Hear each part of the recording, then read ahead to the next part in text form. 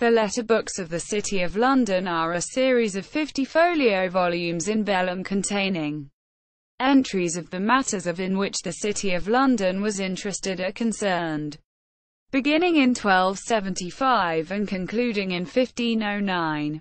The volumes are part of the collection of the City of London Records Office, and are kept in the London Metropolitan Archives.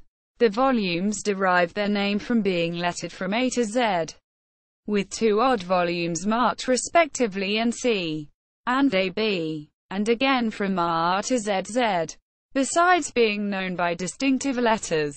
The earlier letter books originally bore other titles, derived from the comparative size of each volume and the original color of its binding. Letter Book A is referred to as the Letter Black Book. Parvus a Minor Liber Niger. Letter Book B is the Black Book. Liber Niger. Letter Book C is the Greater Black Book. Major a Maximus Liber Niger. Letter Book D is the Red Book. Liber Rubeus. And Letter Book E is the White Book, or New White Book of Written Memoranda.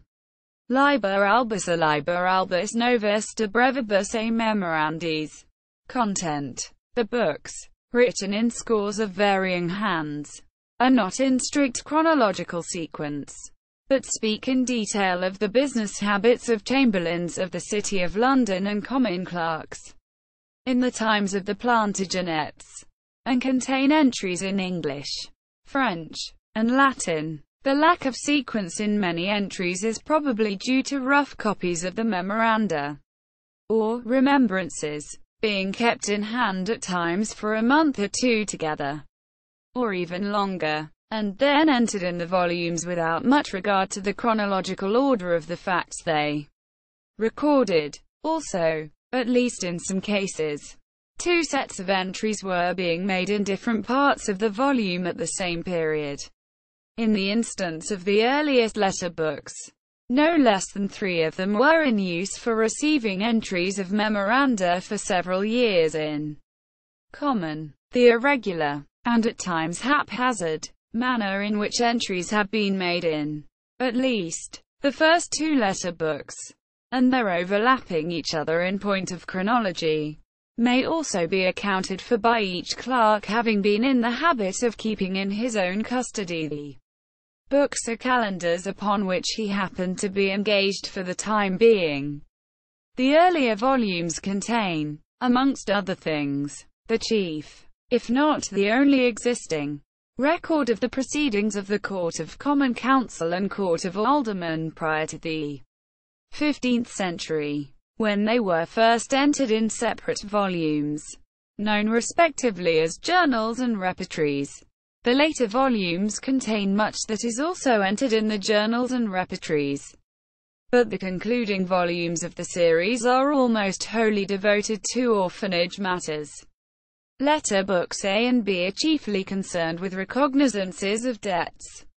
These recognizances have their value as illustrating the commercial intercourse of the citizens of London with Gascony and Spain in the 13th and 14th centuries, more especially in connection with wine and leather.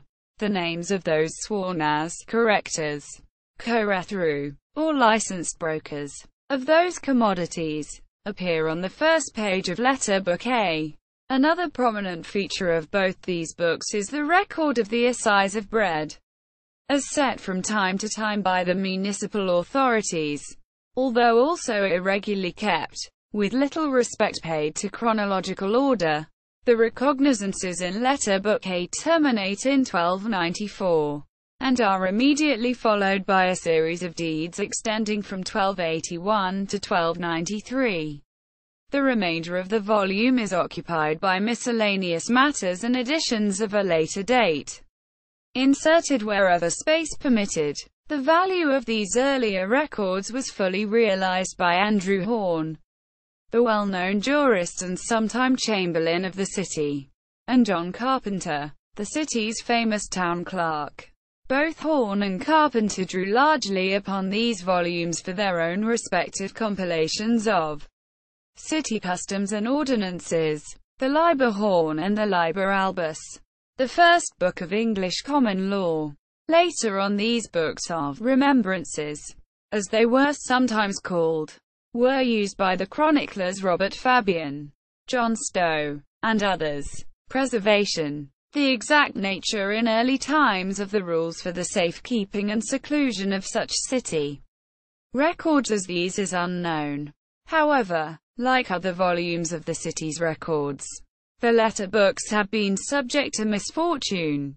On the flyleaf of Letter Book E, the following statement is written in a hand of the 16th century Memorand, that this book of E was lost and was lacking of a long season until the 9th day of July in the 60th year of the reign of King Henry the 9th, that Robert broke Cohen, Siriente, espied out the side book and caused it to be redeemed unto the Chamber of London, and c. Diano predictis. How the book went astray and what length of time it had been missing will probably never be known. However, considering that stringent regulations on the manner in which the city's records were written up and maintained by the 4 clerks or attorneys of the mayor's court were not set until 1537, that such a transient loss occurred is not surprising.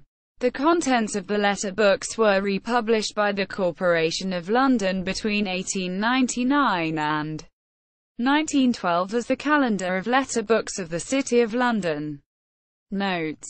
Citations. Calendar of Letter Books of the City of London. The full text of the letter books, as reproduced in volumes in 1899, at British History Online.